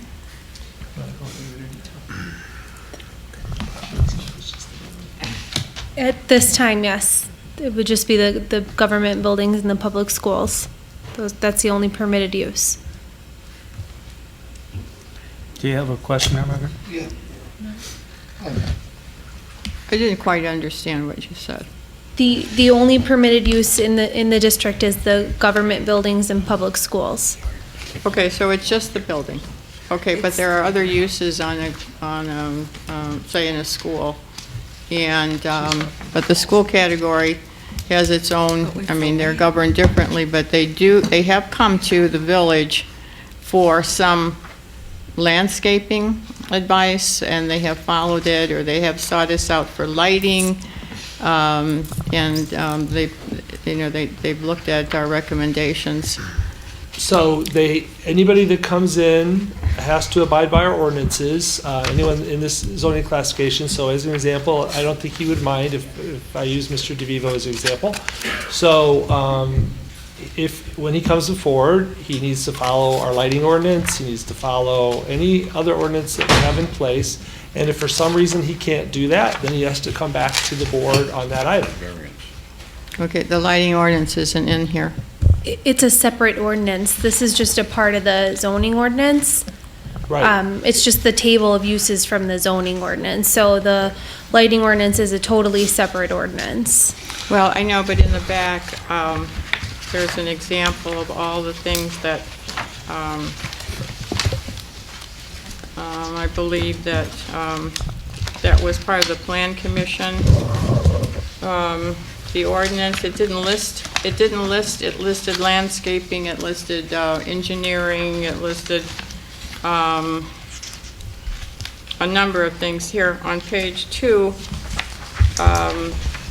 in the Homer Glen Plan Commission memorandum, on page 2, it lists conservation design ordinance, exterior construction, park donation, subdivision, tree preservation, water resource. It just didn't list the lighting.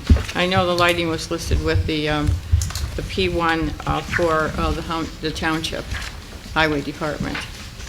So it's probably an oversight.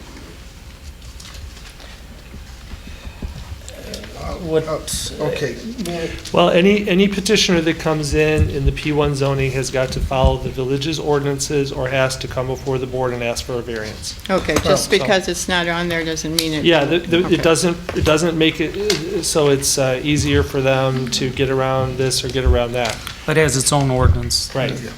Right. And in all three categories, in agricultural, just to circle back a little bit on that nice chart that Aaron did on page 3 of the supplement sheet, if you look for like exterior construction ordinance, all three zoning classifications exempt public buildings from brick, stone on the first floor. So it's like, except for instances like that where it's indicated, they have to follow every ordinance that's in place or come before you. So you have that extra review if they're not able to meet an ordinance requirement. Does that answer your question, Margaret? Well, in a way it does. So at this point, we are just talking about the building itself. The number one benefit from the P1 in our instances was really lot coverage. So And I would appreciate that the mayor wouldn't be laughing when I am talking or asking questions. You're interrupting the village manager. And playing to the audience. You're interrupting the village manager. Go ahead, Cam. Well, I think you're interrupting. Go ahead, Cam. I'm sorry, I interrupted you, but I did appreciate the rudeness. All right. So, yes, we're talking about public buildings, yes, to answer your question. And if there's anything above and beyond, as an example, if the number one concern typically with a public building on a school is the ancillary uses of ball fields, lights, things of that nature. So obviously, if someone wanted to put up a football stadium in a P1 zoning that did not meet the village's lighting requirements, they would have to come before the board on a separate action for lighting. So does that give you a good example? That's a good example. Well, most public buildings like a village hall or a township building or something, they don't have those same kind of uses. A school would probably have more uses, more parking lots, more ball fields, things of that nature. They would have to come back before the board on anything special like that that did not fit within our ordinances. I believe Trustee K. Janice, you want to say something? Just a clarification and a comment if I could. And I look at this and I see animal grooming. Under a C1, it states it's permitted, so they could have that type of business. Ambulance service under a certain cloning classification of zoning is permitted under certain C1, C2s, whatever the case may be. Now, how many pages would we have ventured to imagine on each classification, on each title, would we have if we put each condition on each one of these line items? Thousands, hundreds of thousands. So this is a chart on permissible usage. I get it, I understand it. Under government buildings in public schools, this is a permitted use under a P1. I understand that. I think the board understands this. We understood it a couple years ago. I think it was a couple years ago when we passed this. Okay. It seems straightforward to me. Is there any other discussion on this? All right. Well, it is straight, I just want to say, it Trustee is Sabo. straightforward that on this, it just shows that. This is why I'm asking. It's only showing one thing. So, Right. it's very simple. That's why I'm inquiring. Right, it's really limited. It's a very limited category. Public buildings, boom, that's it. That's it. Okay, so then if there is, if there is any other uses besides building of the building, I just want to understand that again. Yes, they're going to have to come back here with a plan and meet all the ordinances. Anything that doesn't meet the ordinances in place would have to come back here. So again, if they're building a track or a football field or baseball fields that are lit at night, then they would need to follow our ordinances, and if they didn't follow the ordinances, then they have to come back for your review. I couldn't just permit that. Okay, but at this point, there are other activities or other uses for the grounds. Will we see those uses, or we be told those uses before the process starts? Well, one of the things that we do have to keep in the back of our minds when it comes to schools, right, is that the district superintendent has a lot of control over permitting on school public property. And the attorney can probably speak to that a little bit more than I can, but there have been a lot of cases back and forth between the school district's authority to permit on their own property and the village's authority to regulate it. I'm not going to address those issues, but for things like lighting, if it did not agree with our ordinance, then they'd have to come before the board for a variance. Okay, does that explain it to you, Trustee Sabo? What I'm concerned about is that this is a permitted use, and that there are a lot of decisions that will be made before it reaches the board. And I believe the board should have more input. I guess I'm not following that. I have a comment. The entity that comes forward has to be consistent with our ordinances. So you are going to see it, and you are going to have the right to say it's not consistent with our ordinances, or it is consistent, and I'm voting yes or no. I'm just not following your. Well, by that time, a lot of train time has gone by. And then the board sees a plan where there's a lot of time that has been put into it, or money. And I think that that's unfair to the applicant.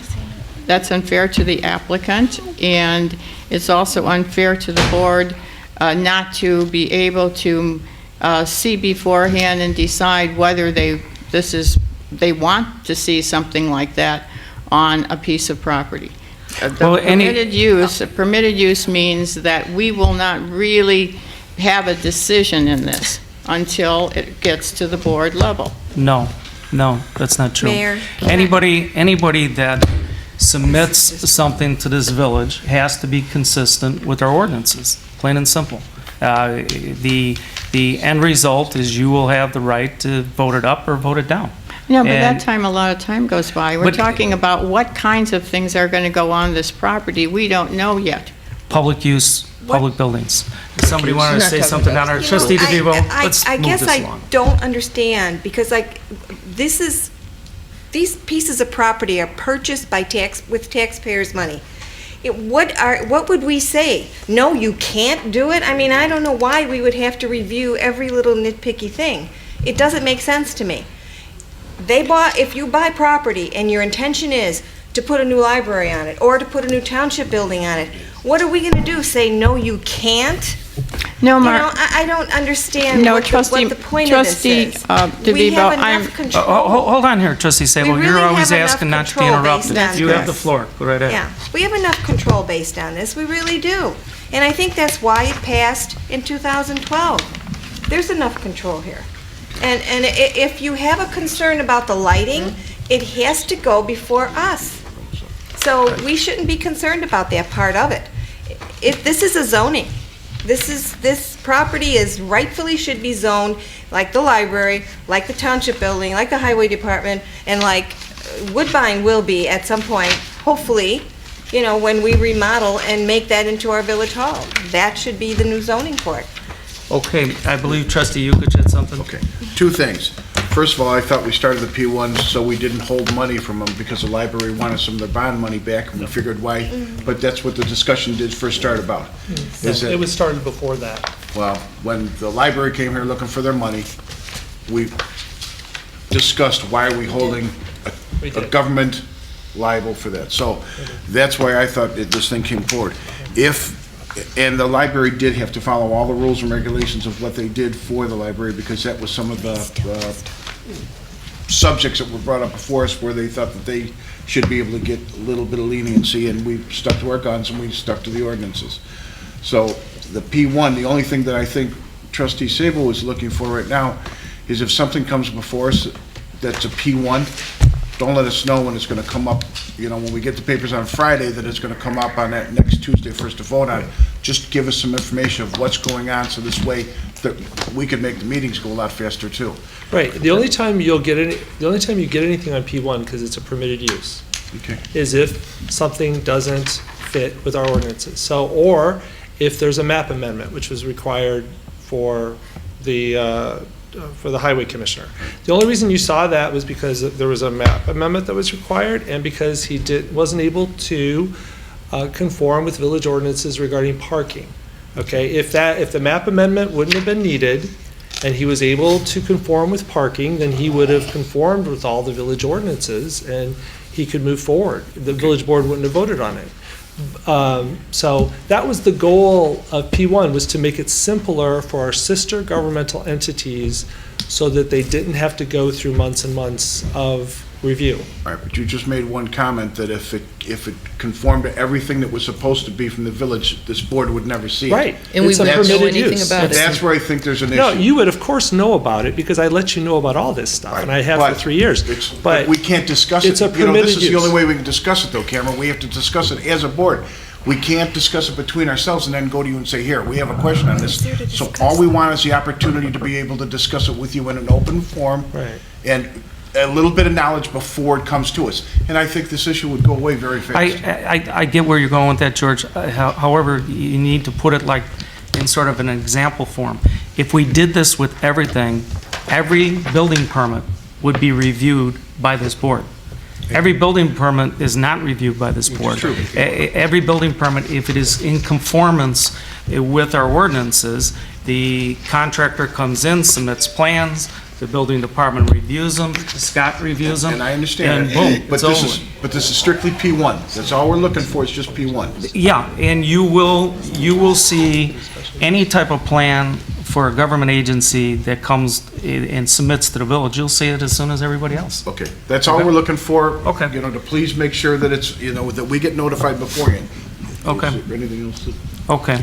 Well, George has touched on something that I'm concerned about, and that is that we will not see it until it is presented to us. I'm talking particularly about Woodbine.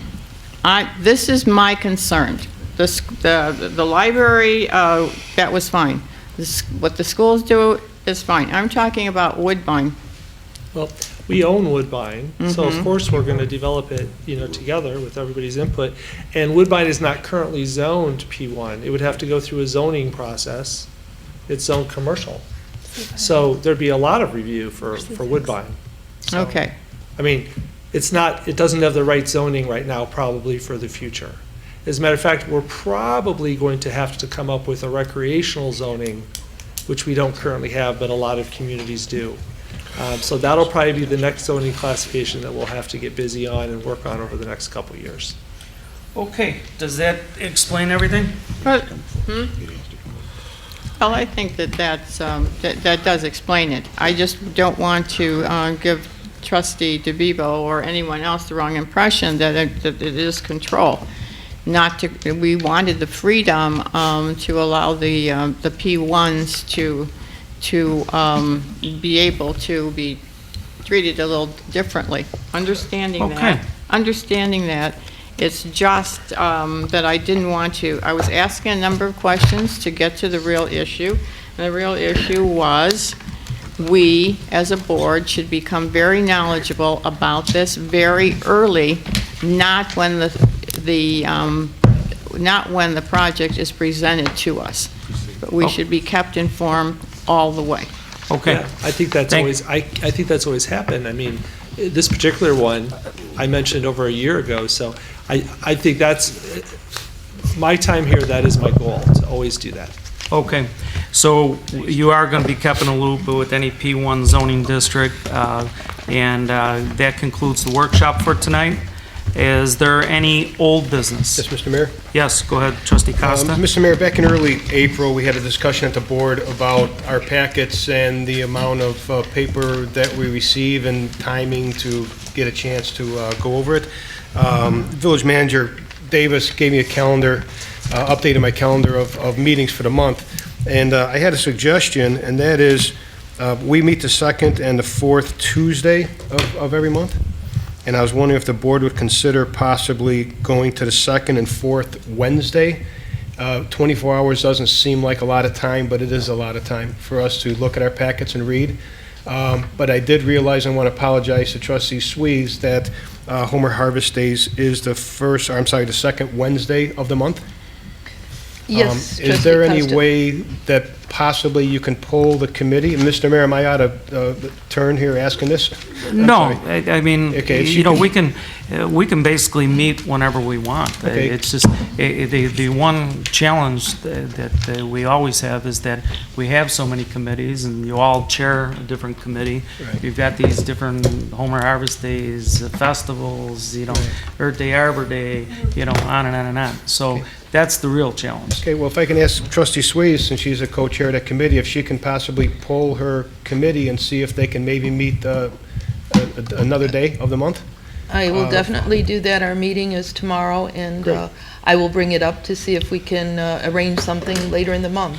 Great. And then maybe in the future, if we can consider going to the Wednesday, it gives us a little bit more time. A day is a lot of time. I don't have any problems with that. The one question I have is for the village manager. Can you think of any conflicts that just pop right up with No. moving from a Tuesday to a Wednesday? The only conflict occasionally would be on a staff level with conferences that begin on Wednesday and creating a problem that way. But I think it can be worked around. Okay. So Great. happy to accommodate whatever the board's wishes are. Okay, Trustee Swees, why don't you ask your committee and see where that one goes? Is there Okay. any other old business? Okay, under new business, Trustee Sabo had asked the village board to direct the attached letter included in your packet to Mr. Bruce Gould of the Will County Department of Highways. The letter continues to communicate the village's long-standing opposition to the Canton Farm, Oak Avenue, Bruce Road, SRA middle alignment, which would bring the proposed SRA north to 159th Street, less than a quarter mile west of Cedar Road. I'm in full support of sending this letter to the county. Is there anybody on the board who's opposed to me sending that letter out? Okay. That's all the new business that I have. Is there any other new business? All right. Yeah, I was supposed to make a presentation, but I don't really, I was asked to make a presentation, so I don't know. Am I still making? He did a really good job earlier summarizing. did. He did an excellent job, yeah. He- Mayor, one of the things that would be, I know that your notes were written earlier, but one of the things that would probably be good for the record and for the clerk is if you could actually vote on this motion, that would be, make it more efficient. Okay, I see it. Yeah, I have it here. Okay, so then, can we go, can I bring this up? All right. Is there a motion to direct Mayor Daley to sign and send a letter to Bruce Gould, P.E., Director of Transportation and County Engineer, Will County Department of Highways, opposing the county's current proposed route of the Canton Farm and Bruce Road SRA? I so move. First by Trustee Sabo, second by Trustee Yukich. Any further discussion? All in favor? I would like, the letter is supposed to go to,